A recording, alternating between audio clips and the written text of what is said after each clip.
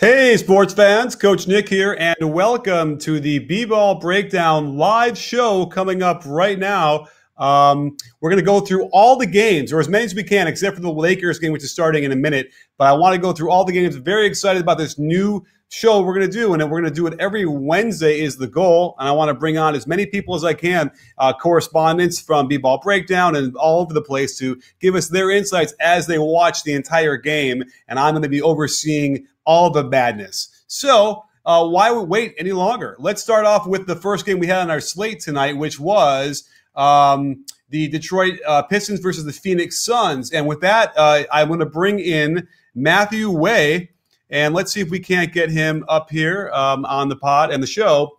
He watched the entire game. He's contributed to B-Ball Breakdown, and let's see if we can get Matthew in the show to kick us off. Matthew, are you there? Okay, well, let's see here. There he is. I see him now. Can we hear you, Matthew? I can hear you. Can you hear me? Uh-oh, I don't have audio. Are you sure your microphone is picked the right way, is set up the right way? Let's see if we can get that, because we have a good picture right now. It looks like you are muted. Maybe you're muted automatically. We're just, this is live TV. We're just learning how to make this all work. So what do you think? Are you there, Matthew? Is there a button you can press to get your microphone to work? Now. Okay. Now he's frozen.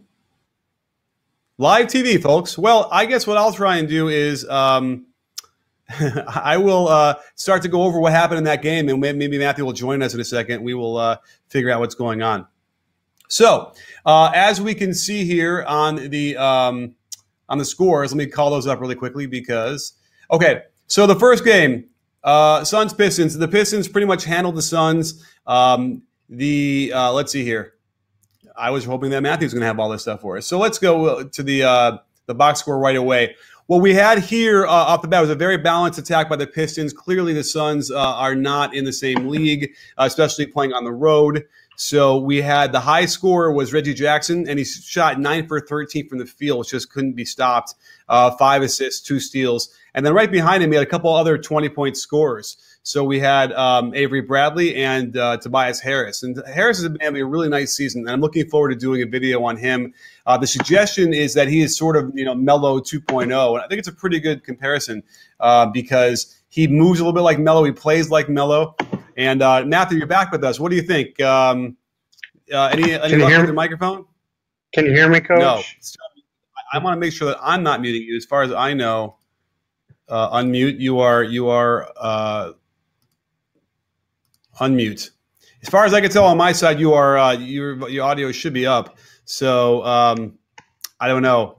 Maybe do you see the settings where you can select which microphone is on? Keep working through it. I'll keep going through this game as much as I can. Oh, I'm sorry. Are other people hearing Matthew? Okay. I don't hear Matthew, so that's an interesting thing. Why don't I hear Matthew? That's a really interesting problem here. Volume's 100%, so that's interesting. All right, well, sorry, everybody. Why can't I hear him? Let me see here. I'm going to try this. I've been told when in doubt, press this refresh button.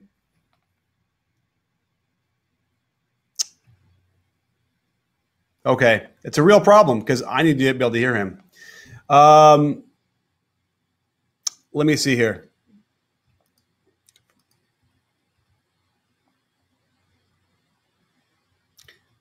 Oh, I thought I heard something. Are you there? Let's try this. And maybe try this one more time to see if that will work.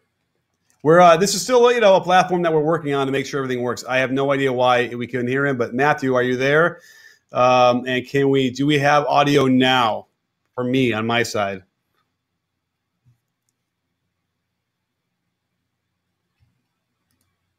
Apparently you can't hear me.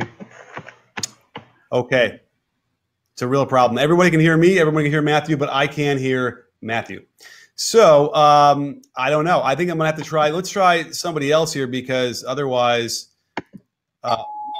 That works. Okay, so it's giving me audio. All right, let me try this. Well, Matthew, let me see if I can't figure it out. Let me see if I can get someone else in here for game 2, and we'll come back to you if we can figure this out. The game 2, we have James Hollis, who's going to join us now with the OKC game. So let's see if I can get him in here. If I close out some of these screens here.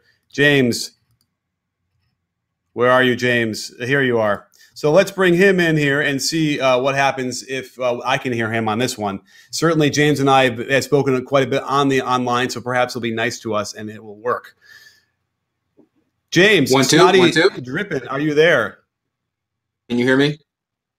Okay, I guess we're having the same damn problem. I can't hear you, and I have no idea why. Because last time I did this, I had no problem. So Kelly, I'm wondering if I'm getting an email from the guys over at Shindig telling me what's going on because Brian Topper, I would like to to get the show going. Everyone else can hear me? Because guess what? Yeah, I'm going to talk about it then. Don't you dare mute me, Coach. I'm talking about this game.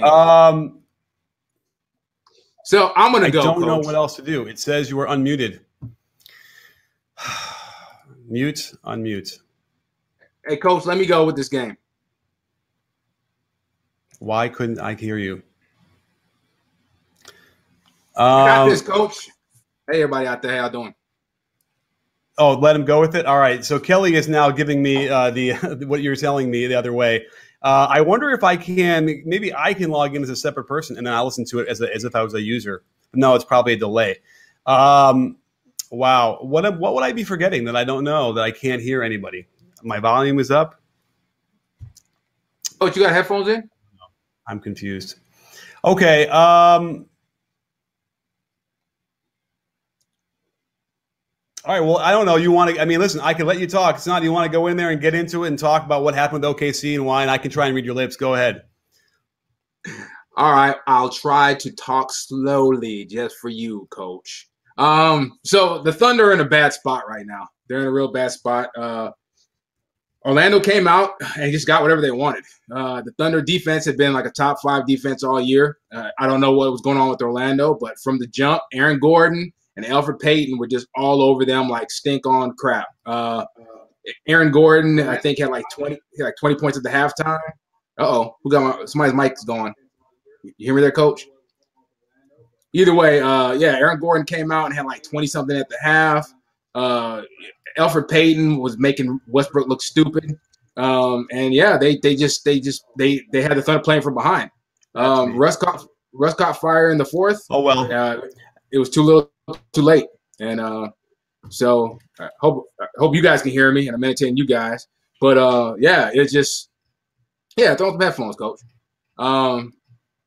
So, man, the Thunder, they talk a good game, and they keep talking about they're trying to, but they seem like they're regressing instead of progressing.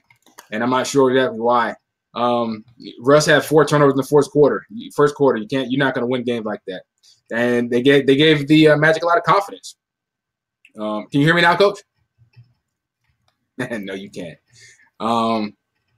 It's right now OKC is at the end of the game. I've never seen Russell Westbrook like this. I've seen this all season. He looks like he's losing confidence in himself, and he looks unsure what to do. By the way, I can hear you. It's a little bit of a delay, but I can at least hear what you're saying now. All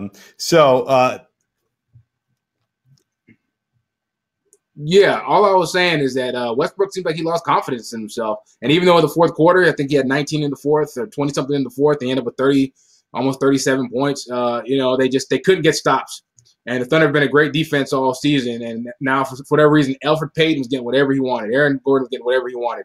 It was embarrassing. So right now, OKC's they got some soul searching to do. And you're going to see they turn Russ into a meme at the end of the game when his teammates streamed into the locker room and he was sitting at the bench with his head down. And this has to be they have to have that come to Jesus moment as a team and figure out what they're going to do. They're way too talented. Right now, I think they're like 22nd in offensive rating.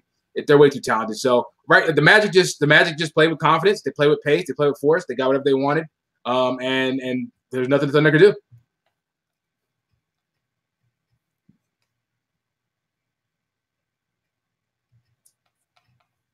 You guys see the flat-out shirt? Damn, there must be one hell of a delay, Coach. Absolutely. And I think they're going to be concerned because obviously Paul George is probably going to leave if they can't turn this thing around. And you have this is too much talent to be losing. But by the way, Aaron Gordon was fantastic tonight. And this is a new Aaron Gordon. Yeah, I know it's a big delay, but I have to hear you from Periscope. And I have to hear myself now talking in my ear. So it's a whole shit show here. But nonetheless, we're going to press on because that's what we do. Anyway, well, that was terrific stuff, Snotty, James.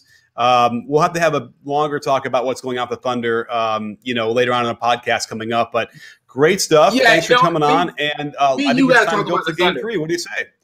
Me and you got to talk about the Thunder. And now I'm going to have to wait here, team. Because if we're going to have a head up. Yeah, I mean, you have to go head up on the pod about Westbrook because we know this is not the Westbrook from last year. So when everyone's saying you and your boy Dave doing that nonsense talking about oh, you're coming around on Westbrook. This Westbrook is not that Westbrook. Westbrook is now actively he's almost like he's been neutered. So right. Yeah, so throw your thumbs up. We got you. I got you, doggy.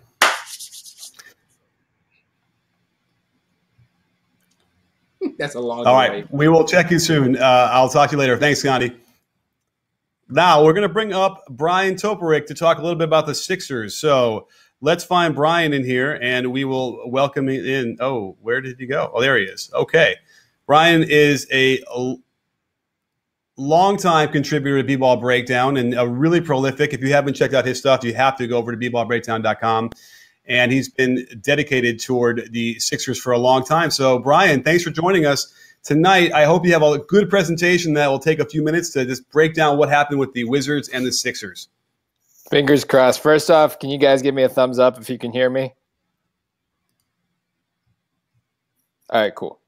So, I mean, it's the Sixers game. The question is, did Ben Simmons and Joel Embiid play? Yes, the story starts with them. So the first half, really, Simmons was just unbelievable. The first half alone, he had a double-double. Didn't actually have as many assists as he usually does, but was just controlling the offense all night.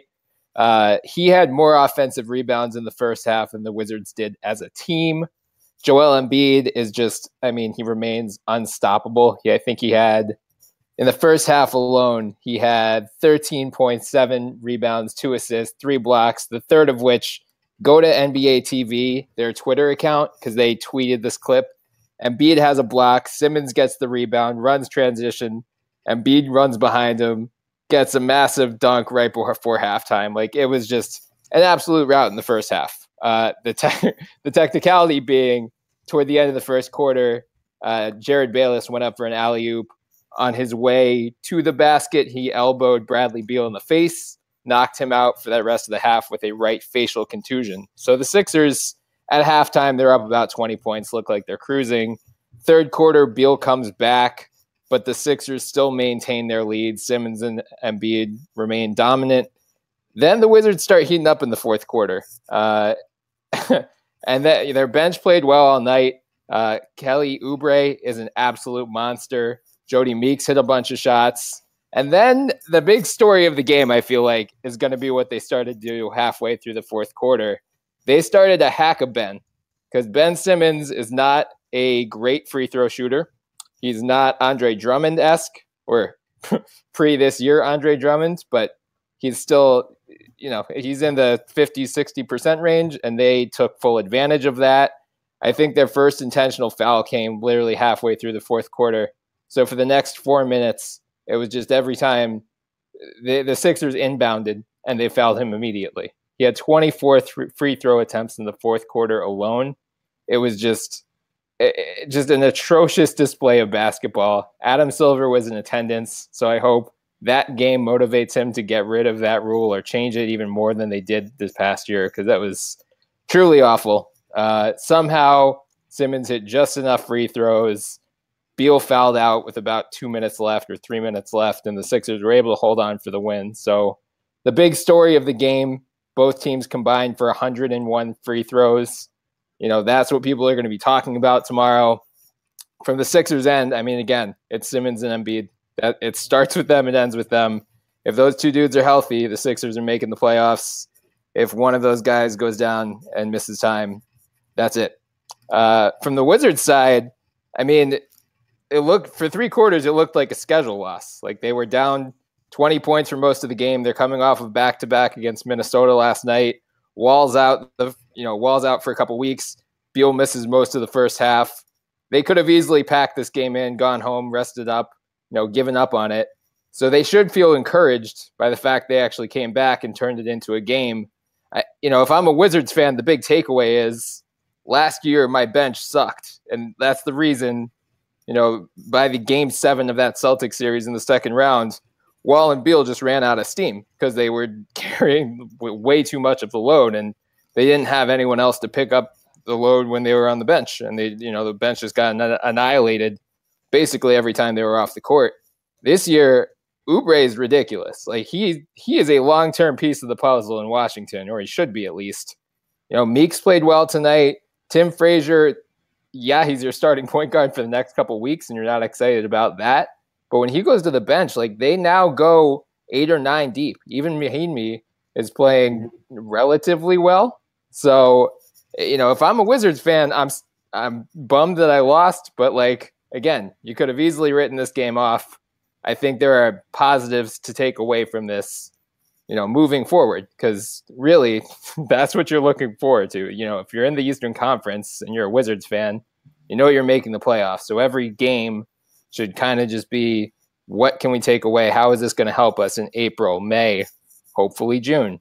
I think the fact that they have a real bench now, they'll have a chance to get past Boston and Cleveland. Have already kind of separated themselves as the class of the East, but Detroit, Toronto, Washington's right there. I'm not going to bet against Washington making it a conference finals right now. I think they have that type of talent if they're all healthy.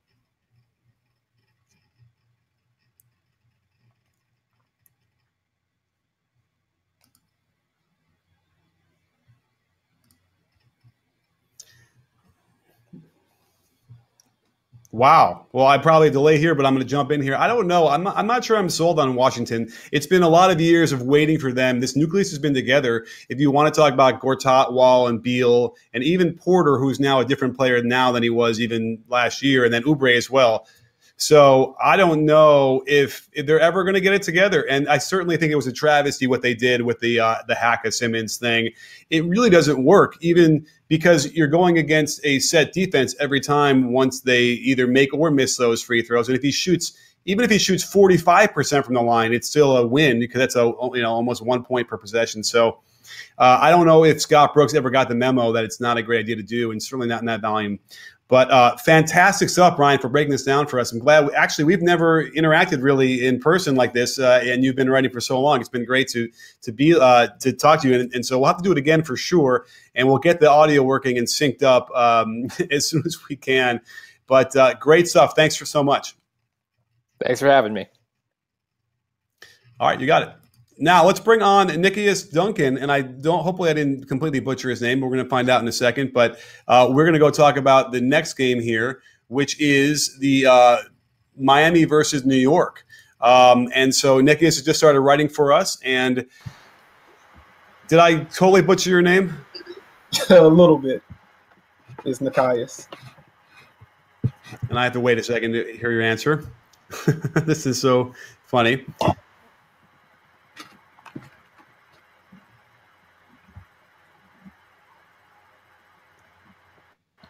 Nikias. Okay, great. Well, Nikias, why don't you break it down so we don't have to have any more of this delay. What did you see in the Knicks Heat game, how it played out, certain things that stood out to you, and how the result ended up the way it did? It was pretty much domination from the jump for the Knicks. They had much more energy. They pretty much out-physicaled Miami. They outworked them. They outran them. Miami couldn't get into any of the offense. Whenever they were able to generate open shots, they couldn't knock them down. You could tell that their legs were kind of gone from getting blown out from Cleveland last night. The story was really in the paint. Enes Kanter controlled the glass. Bam Adebayo got the start instead of Hassan Whiteside, who's out with a knee injury right now, and Enes flat out pumped him. Bam really had trouble trying to keep him off his spots. And once Enes got to his spots, he hit him with fakes or he'd just plow right through him. So from there, that was pretty much the game. Miami got in foul trouble early in the first quarter. They were in the bonus midway through the second quarter. And just a culmination of missed shots and getting beat up inside, the game kind of got out of hand early. I think they only had a lead once in the entire game. That was early in the first quarter. And from there, Enes Kanter, I think, had 18 points and 13 rebounds in the first half. So Miami never really could respond from that. Mm-hmm.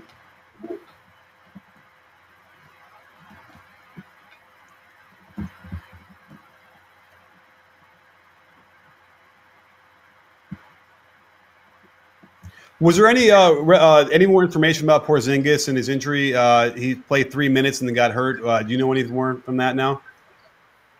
They said he could return, but then midway through the third quarter, they said that he wasn't going to return from the ankle sprain. So I'm not sure if the ankle was just that serious or they held him out just because Miami wasn't any sort of threat.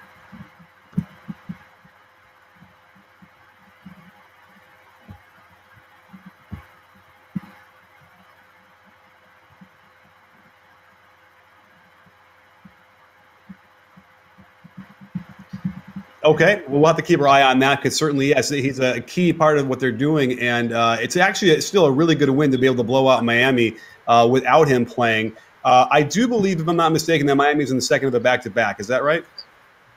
Yes, sir. They just got the brakes beat off of them by Cleveland last night.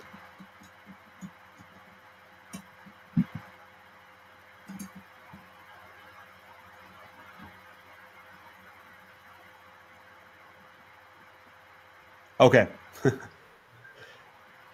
Yeah, that's right. Okay, in Cleveland. So, understandable they were going to maybe conk out as it is, but really good stuff. Way to break it down for us. We're going to keep rolling this thing on because, again, I apologize. I can't hear you, so I'm hearing a horrible delay through Periscope. But great stuff, Nikias, and we'll have to have you on again real soon. Yes, sir. Thank you for having me. All right, now we're going to bring on friend of the breakdown, Russell Peddle, because we're going to talk about the next game, which is Charlotte versus Toronto. So let's bring on Russell here, and let's get a good breakdown of what happened in this game. Toronto ultimately won the game, kind of going away a little bit, although Charlotte did hang tough. So, Russell, my man, great to see you. Thanks for joining us. It's a little bit late night for you, but what's happening? What happened in that game? Tell us what's going on. Well, the Raptors did very, very much do the wire-to-wire thing. They won the game 126 to 113. They got off to a really good start, which was encouraging. What was especially encouraging was to see Jonas Valanciunas and Serge Ibaka both kind of come out aggressive. There's been a lot of talk, at least among Raptors pundits, about their fit if they fit well together. Generally, that combination hasn't been doing good things at the beginning of games or at the beginning of third quarters, and team gets going a bit more when the bench bigs come in or when those guys are staggered. So it was good to see them both come out and being aggressive. It was actually kind of fun at the beginning. Jonas Valanciunas was kind of going up against Dwight Howard, and there was a bit of a back and forth going there, and like Dwight had a bit of a throwback performance. He had 22 points and 10 boards. He had a fairly good game, but Jonas was kind of going toe to toe with him. So that's how the game started off, but also with DeRozan having a really good start as well. But it was a roller coaster of a game because the beginning was good, the first quarter was good. Felt like okay, maybe the starting lineup is something that they can keep rolling with. But then the third quarter came to bite them, and this is the thing with the Raptors. They're third in the league in net rating. I don't know if many people really actually realize that. In terms of points scored over points allowed per 100 possessions. But when it comes to the third quarters, they're actually 23rd in the league. So they go from being having a net rating of 8.2 to in third quarters, it's minus 6.8, minus 7-ish. So, yeah, I mean, you really different team in the third quarters. And, of course, going out with that same lineup. And the funny thing is after having a strong start with Valanciunas and Ibaka in the third quarter, they were kind of invisible. Ibaka actually, after being absolutely destroyed by Dwight Howard on a throwback. Why is the third quarter so troubling? I think it just comes down to this lineup. The lineup's a little bit listless. This year, they're really getting into spacing the floor and passing more than they have in previous years. And I don't know. It's just the young guys off the bench, the young bigs, Pirtle and Siakam and guys like that. They kind of keep the energy up, and for whatever reason, Ibaka and Valanciunas just seem like the Valanciunas is a weird thing to say when he's like 25, but it's just there's a decline going on there that I'm not really sure. Like the way the NBA is going, of course, going away from his skill set, but just he's becoming less useful than we've seen in the previous years. It seemed like he was a guy that was still any year was poised for a breakout once Casey started giving him more minutes, but then the NBA kind of went away from his style of play, and he's good in spurts. He's a very good rebounder and an efficient scorer, but he has bad lapses on defense. His defensive footwork is lacking. So generally teams come out after the third quarter and expose him, and really the team is searching for answers. Coach Dwayne Casey after the game was just furious. Apparently, like he got them to turn off the open gym cameras. Open gym is they record everything that the team says and does, like on the road and stuff like that. It's a show that's broadcast up here in Canada about the Raptors behind the scenes stuff, and apparently he got them to turn off the cameras and everything because he was like really angry about the third quarter. They got outscored 33-22. The Hornets came out on a 10-0 run, and it's becoming something that is happening to the Raptors a lot these days. Like I said, the third quarters have just been atrocious. But overall, the game as a whole, I mean, when you have Kyle Lowry and DeMar DeRozan each score over 30 points, each shoot over 50% from the field, like those are games that the Raptors generally win. Like I don't have the stat in front of me, but I'll make something up. When the two of them score over 30, the Raptors win like 110% of the time. So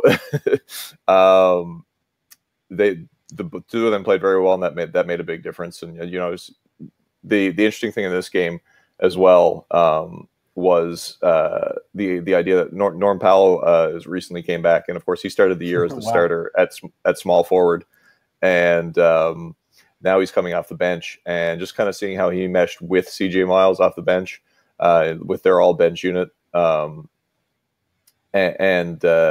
it's good because he can be a secondary ball handler in that second unit, considering the fact that DeLon Wright is out for a while. So that looked pretty good. The second unit got outscored in general, but the starters were on tonight, or at least Lowry and DeRozan were, so that kind of carried the load for the Raptors. Sorry, this is very Raptors centric. Of course, I'm a Raptors fan / analyst, so I don't mean to completely overlook Charlotte. Like I said, Dwight Howard had a big game. Frank Kaminsky had a big game off the bench. And that helped the fuel their comeback a little bit. Jeremy Lamb as well played very well off the bench. So, but the starters left a little bit to be desired. I mean, Nick Batum still looks a bit rusty. I'm not sure if he's still having trouble with that elbow. He's only shot 3 of 9 from the field, but he played a healthy complement of minutes. He actually paced the team in minutes. So overall, I mean, this is a game that the Raptors should have won. They were playing against a Charlotte team that was without Kemba Walker. So they took care of business. They dominated in the paint. They outscored the Hornets in the paint 60-40. They got the win like they should have, but again, the third quarter woes came along and were a problem, and it'll still be addressed. But they're doing well. Mm-hmm. They're among the league leaders in net rating, margin of victory, all that stuff. So they're in a decent place. Well, that's a fantastic way to break it down. Really thorough, Russell. I'm really glad we can interact here. It's been we've talked a lot about typing, but never really sort of talked. So this is great. You'll have to come back when we get the audio synced up a little bit better, so we can actually have a conversation. But awesome stuff. And by the way, tell everybody where they find you on Twitter and everywhere else, so they can follow your stuff. Yeah, my pleasure, Coach. Thanks for having me on. You can find me on Twitter at Rusty Pedal Bike, RUSTYPEDALBIKE. I write an NBA writer at numberfire.com. You can find all my stuff there weekly. All right. Well, thanks so much. And we will check you later. And it's time to bring up another game. So our next slate of games, we're going to bring Kelly Scaletta on, and he's going to talk about Indiana versus Houston. So Kelly is also a contributor to B-Ball Breakdown and a lot of other places, and I'm sure he'll drop it to us where he is in a second as we bring him on. So Kelly, another person who I've known for a long time and interacted a little bit with online, but via video, but certainly glad to have you there, beard and all. Kelly, it's a little bit of a delay, but still good to see you. What do you got for us? Yeah, it was the Rockets have been, ever since Chris Paul came back, they've just been destroying destroying teams, and tonight wasn't any exception. That combination, it's not so much what they do on the court together, it's the consistency of having that Hall of Fame point guard on the court all the time. They have I wrote this down since they Chris Paul came back, they have combined between the two of them scoring and passing for 544 points, and they've outscored their opponents by 128 points in 6 games. Tonight, Paul and Harden, they combined for 86 points, and the Rockets won by 21. The first quarter was kind of tight. Indiana was kind of keeping pace, but then it's like once those rotations start, and it's just that steady beat of having Paul or Harden just constantly knocking on the defense, constantly wearing it down by the third and fourth and late third quarter and early fourth quarter. It's just the defenses get so worn down. It's impressive. I don't know of a team that I can think of that has had that ability where it's two guys who can score and pass, create shots in multiple ways that are just always on the court at the same time. When they're together, they're good, but when they're apart, it's almost even better. So for the Pacers, Thaddeus Young, he had a good game. He knocked down like 25. Miles Turner, especially in the first quarter, he was one of the reasons they kept it close. He had 4 blocks just in the first quarter, but he didn't get any blocks after that. So, it was a tougher test for the Rockets than some of their more recent games have been. But man, they have been so good since Paul came back. They have the number 1 offense and the number 1 defense in the NBA, and they're averaging almost 19 threes a night. So, when you're burying 19 threes and they're shooting at like 42% from deep. So when you're doing that, when you're hitting 19 threes a night at 42%, you're going to win a lot of games. And the other thing is, with PJ Tucker and Mbah Moute, that defense has gotten so much better. Overall, Houston is 7th on defense now. The same defensive rating as the Warriors. They're nearly caught up with the Warriors on offensive rating. So, I think it's getting to the point where, especially as chemistry starts to develop more with Paul and the rest of the team, I don't know if I'd put Houston as favorites over Golden State, but boy, they sure are looking like they can give them a challenge. They're right now, they're looking like when the Warriors are rolling, and it's just, it doesn't matter who they're playing. They just roll past anybody that they're playing. That's the way the Rockets have been looking. They only lost 1 game in the month of November, and it's like they're just getting better. Absolutely. And by the way, there's no question in my mind the Warriors have to be thinking like this. They're like Mickey going to see Clubber Lang fight against all these other up-and-comers and being really worried about him playing Rocky, because this is a real team that's going to cause some problems for the Warriors without question. And the fact that they're actually playing some serious defense is going to be an issue for the Warriors. But they have enough firepower to score with them or even outscore them. So I agree. On the other side of things, did you see anything interesting on Indiana's side that kind of caught your eye? Indiana looks to me like there are times where you kind of go, they could be good.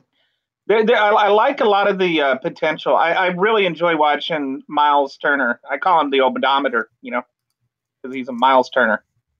But he is like when sometimes he really stands out to me defensively, and in the first quarter he was really doing that. I think he blocked Capella 3 times and Harden 1 time.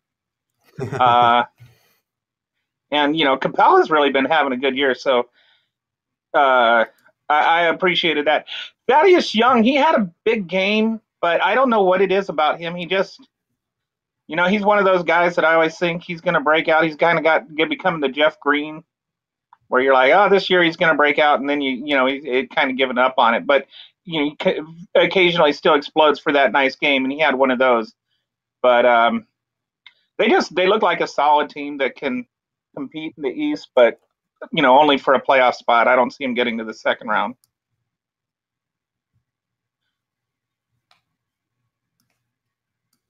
Right.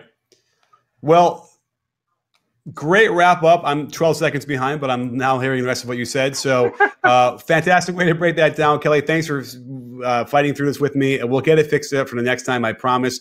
And great stuff. Make sure you guys follow Kelly. Just do a quick shout out. Tell everybody where you can find you and where your stuff is.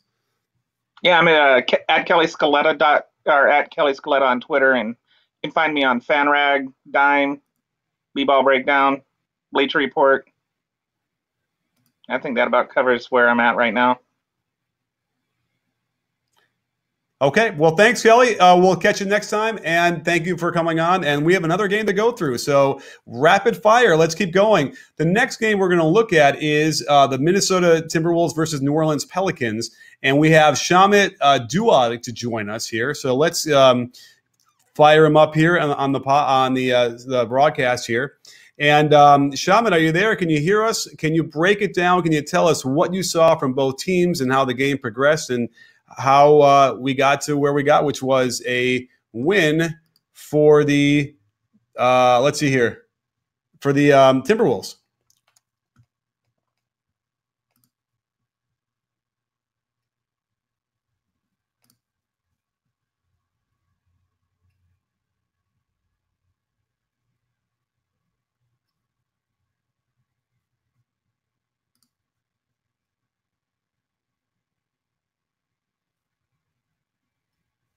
Uh-oh.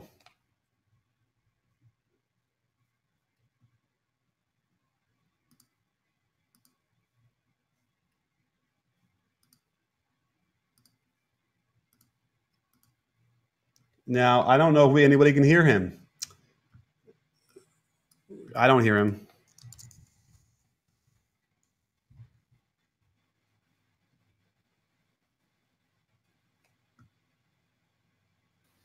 Can people hear me now? Uh-oh. Shamit, I don't know if you have your microphone selected in the settings, because now I definitely don't even hear you on the Periscope, 12 seconds behind. No one can hear you. So any way to check? Now you're there. You are. Go ahead. So whatever you were saying, now you got a rehearsal. Hit it. Great. Start from the top. All right. So for what it's worth, it's Shamit, by the way. This game was close to start off with until Anthony Davis got his first career ejection. It was a big moment for him. I was actually in attendance at the game. It looked like the Timberwolves frustrated him throughout the first quarter and the second quarter.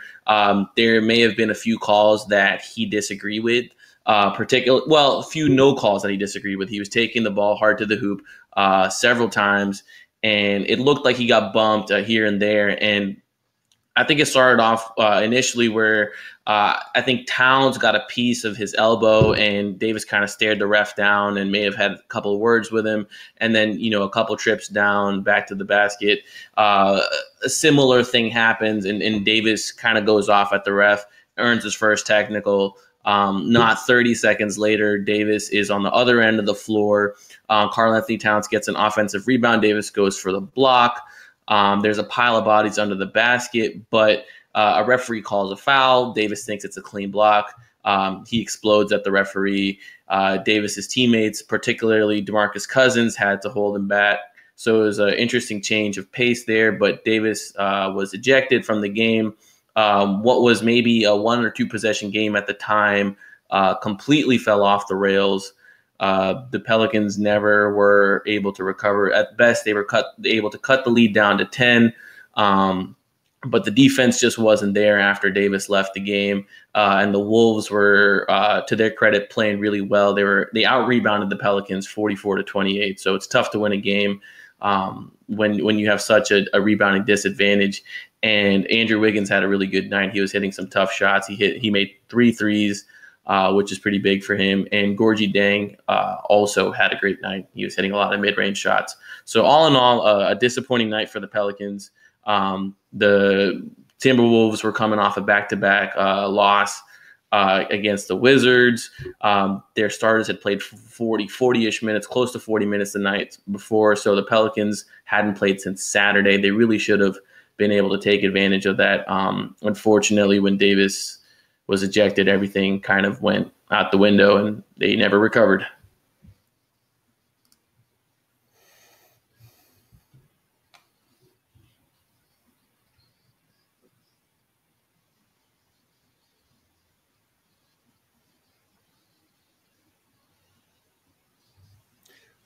Fascinating stuff. And again, I'm even looking at the footage right now of Anthony Davis going off. I mean, he went off and lost his SHIT. So who knows what's bothering him or what got under his craw, but certainly really a problem, because you're right. The Pelicans should have had at least a little bit more fight in them being at home.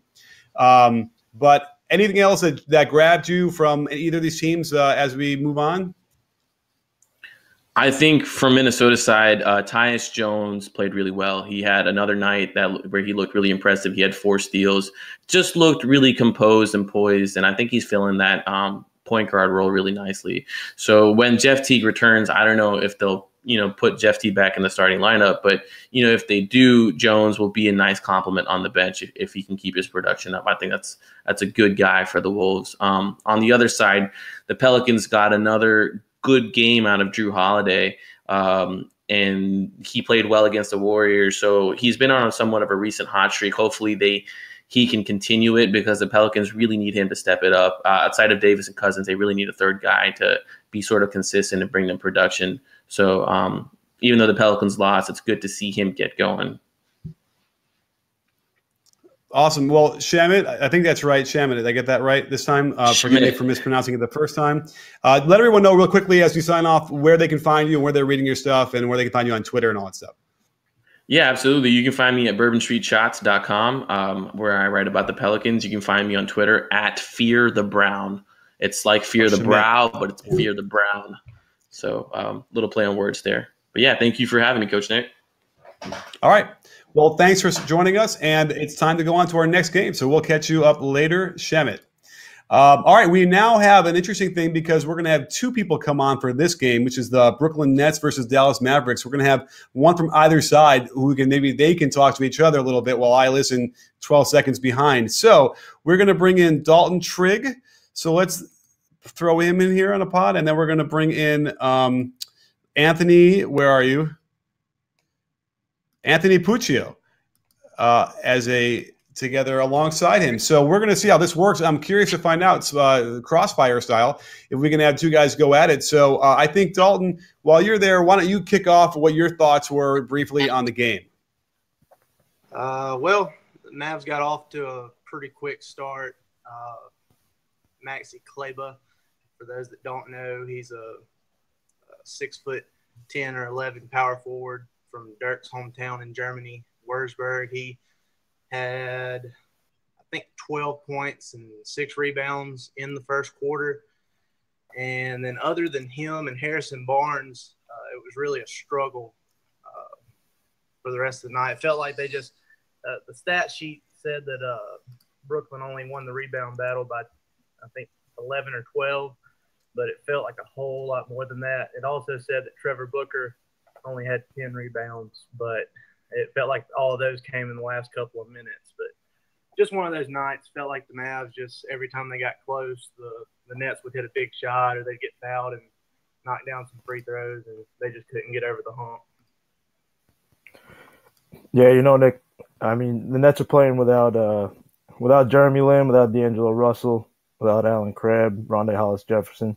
So for them to come out and play the way they did against the Mavericks, I mean, it wasn't a pretty one by any means, but, again, like I said, for them to come out and get a victory like this, it's big for them. Trevor Booker, like he said, it only said 10 rebounds in the box score, but he had 3 in the last minute, 3 offensive boards in the last minute. 2 were off of felt like yeah. Two. It was a 1-possession game, 3-point game. Nets miss a free throw. Booker gets the offensive board. Spencer Dinwiddie goes to the free throw line, misses 2 free throws. Booker gets the offensive board, and the Nets finally do seal the deal at the line. I think they went 3 of their last 8 in the last 2 minutes or something like that. So again, with this depleted roster that they have, all these injuries, any win is a good win for the Nets. But man, that was one ugly game. It was really ugly. Like I said, really the big bright spot for the Mavs was Harrison Barnes. He had a career high 6 assists tonight. Flirted with a triple double. He had 17 points, 8 rebounds, 6 assists. Kind of an off night for Dennis Smith Jr. Just seemed kind of passive. He had a couple plays here and there where he kind of wowed you a little bit. That's pretty much every night with him. But tonight he looked very much like a first year, 20-year-old rookie. Yeah, and from the Nets side in the third quarter, you look at a guy like DeMar Carroll, who everybody's calling a salary dump right now. He scored 12 of his 22 points in the third and kind of kept the Nets afloat, kept them within that 4 to 7 point range. Again, people keep calling him a salary dump, but he's averaging 14 points per game on 38% shooting from three. This is his best season since he played in Atlanta. I mean, I know it is. We're only 20 games into the season, but again, for a salary dump like him, to lead the team with all these injuries and grind victories out and kind of keep the Nets within striking range in the Eastern Conference, what a steal for the Nets and Sean Marks. I mean, I wonder if they're gonna, gauge any type of interest for him at the trade deadline, and that goes for Trevor Booker too. These are two guys that Sean Marks picked up, and they look like steals. And again, like tonight was the perfect sample for it because the Nets really had no offensive weapons to deal with, and these guys really led the way. So kudos to them.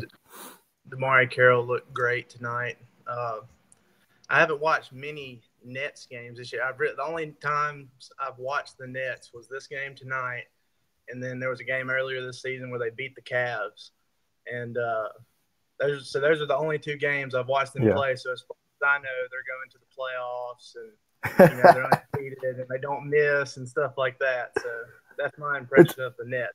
So it's crazy because you look at a team like that, like from an outside perspective, like you probably don't know who half of these guys even are, and that's not even this on you. It's just like, you look at somebody like Spencer Dinwiddie, and he's filled in the void for D'Angelo Russell and Jeremy Lin so well, averaging about 17 points per game when he starts, about 6 or 7 assists. He's actually leading the league in assist to turnover ratio. So, I mean, this guy, he came out of nowhere. Sean Marks scooped him from the G League last year. He dropped Yogi Ferrell, ironic enough, for Dinwiddie to clear space up. A guy like Dinwiddie does come up. He steps up this season. I was speaking to somebody on the inside a couple weeks ago, and they were like, Spencer Dinwiddie took the biggest step in terms of development, in terms of being in the gym every day out of everybody on this team. He's right there with Karis LeVert in terms of, again, taking that next step up. And he's only 24 years old. So, again, I keep praising Sean Marks, but it's kind of hard not to, considering the hand that he was dealt and the way the Brooklyn Nets are playing right now. And that goes for Kenny Atkinson as well, making these no-name guys thrive in a system that, that really I'm going to jump in there real quick in my 12-second delay. But certainly, yeah, your point about Spencer, obviously a friend of the breakdown, has been on the show several times, and it's been really great to see him run the show. And his numbers aren't gaudy, but he really just runs the show. And I think it's going to be a real problem for them to decide what they want to do as far as when Russell comes back and when Lynn comes back, and if and when that happens. This is going to be a real problem for them to decide what they want to do, because this guy deserves a real shot at playing some minutes and really, did well. Notwithstanding the 2 free throws he missed that made it much more interesting than it needed to be at the end of this game. But listen, guys, fantastic way to do this. I promise I'm going to get my audio working so I can hear you guys in real time next time, and we can actually have a proper discussion. But really great stuff. Why don't we break this down? Dalton, first, why don't you tell us where we can find you and where you write, and then Anthony. Yeah, you can find me at Dalton_Trigg on Twitter. I write for Mavs Moneyball.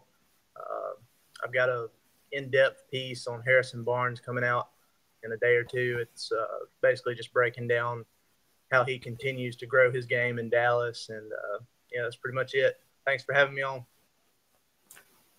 Guys, you can find me at apooch on Twitter. That's APOOCH. I'm pretty much on every social media outlet. I write for Nets Daily. Find me on Snapchat. I cover it for Nets Daily. That's where you can find us. We're on SoundCloud at Nets Daily Sounds for post-game interviews or anything like that, any audio that might be relevant. Instagram, we're at Brooklyn Nets Daily or Pooch_Nets Daily. Like I said, every social media outlet, just type in Pooch and Nets and you'll find me. Thanks for having me on, Nick. Awesome. Well, great to have you guys. A really nice dichotomy between the Texas drawl and the New Jersey drawl, I suppose. But great stuff, guys. And we will talk to you soon. Thanks for coming on. I appreciate it. Now we have the Grizzlies Spurs grudge match, and we're going to bring on Dan Clayton, who's been a contributor to B-Ball Breakdown amongst a lot of other places. And glad to be able to have him on here because it's been a while since I've known him and interacted with him, but never quite really done this live, even though it's going to be a 12-second delay. Nonetheless, Dan Clayton, I'm glad to have you on to break this down, and I'm going to let you go. Just sort of lay out for us what you saw in this game between the Spurs and the Grizzlies. And, I haven't done this yet, and I'm realizing I'm not doing a good job of this, is letting everyone know the score. So the score of that game, really quickly, was 104-95. Spurs win at home. So, Dan, take it away. Yeah, we're going to go to a Utah drawl now. I don't know if that's a thing, but yeah, based here in Brooklyn, originally a Utah guy, but I had a chance, to check in on two of the teams from the Southwest Division tonight in what should have felt more like a grudge match, I feel like, as much as those two teams have faced each other and know each other from recent seasons. The reality is that the Spurs kind of got up early, played from ahead for most of the game. They got a big night from LaMarcus Aldridge, but really, I guess if I'm honest with you, Nick, I think a lot of the reason I wanted to watch that game, why I was curious about that game in particular, I'm a big fan of kind of the new coach honeymoon and just the psychology behind when there's changes on a team, and in particular, I wanted to, I guess, get into the body language doctor role with Marc Gasol a little bit and just see kind of what he looked and felt like, given the drama from the other night and then the coaching change and things like that. And, honestly, I didn't see a lot there. I didn't feel like it was a night where Mark was doing anything, un-Marc Gasol-esque. I felt like he had a pretty regular night. I think LaMarcus Aldridge kind of ate his lunch on defense, and obviously LMA came away with a 41-point effort. He was perfect in the fourth quarter. He had 9 points on perfect shooting, also grabbed 4 boards, did LaMarcus Aldridge.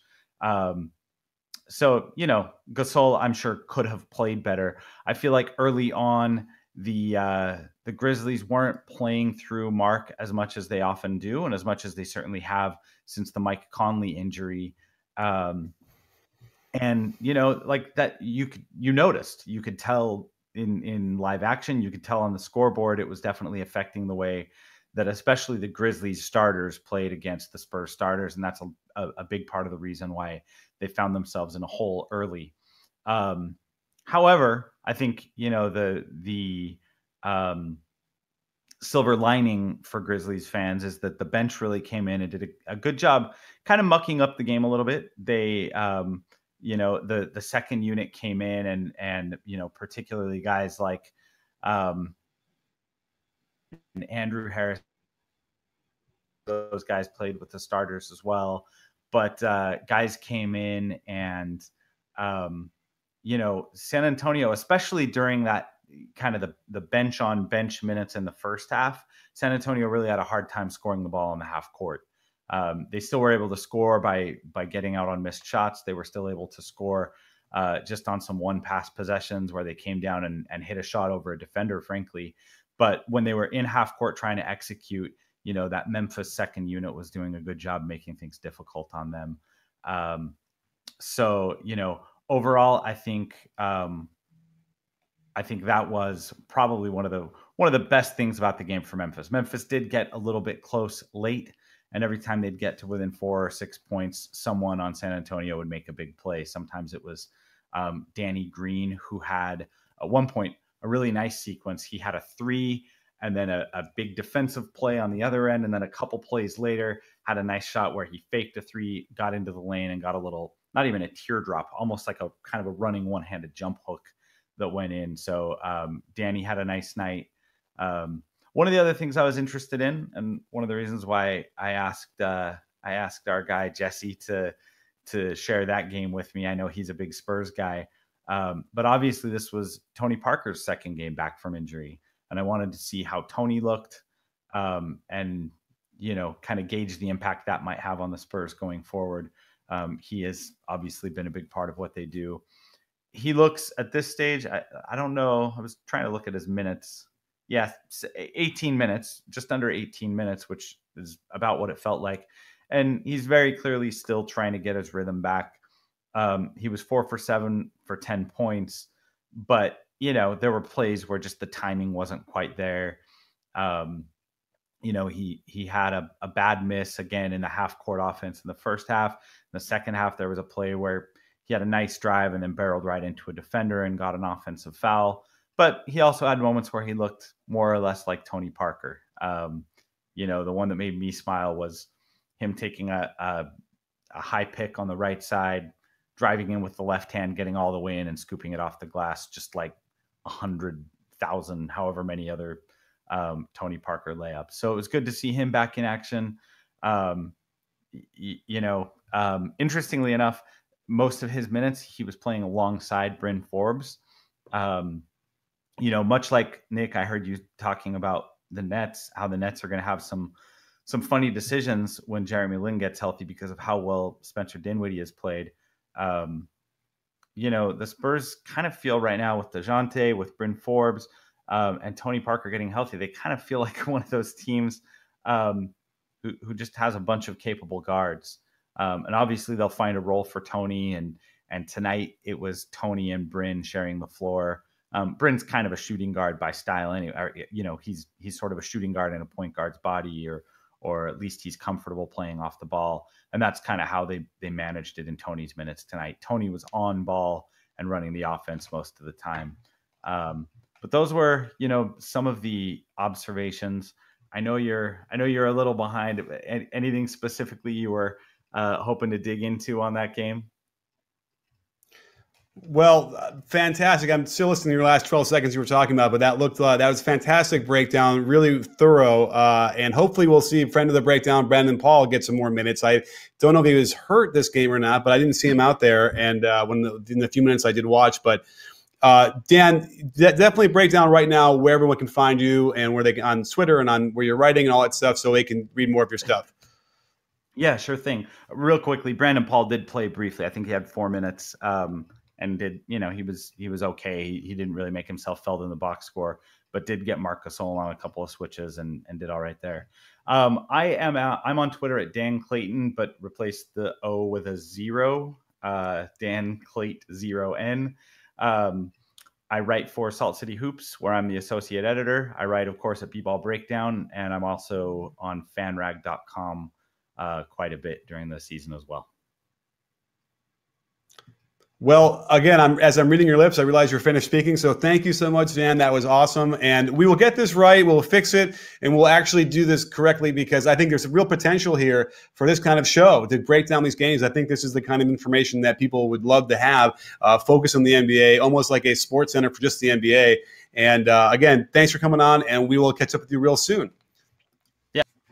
So that is our show. That is the idea of the show, at least. And you'll see that as we fix this technology, again, this will be a really cool thing we could do for everybody. So thanks for joining us, sports fans. I can't wait to continue to develop the show. And so we have a Cavaliers breakdown tomorrow about their streak. It should be really good and insightful. And I apologize to all the LeBron fans for tweeting out the 8-game streak data instead of the 9-game streak data, which made it a lot skewed. And I forgot to refresh my browser from the day before. What else? We have an OKC breakdown coming up soon, and a lot of really great content through the month of December. So really great stuff. Make sure that you're listening to our podcast. It's a really great podcast, great information. We do at least 2 a week. And I also have a new podcast called Can You Hear Me Shaking My Head?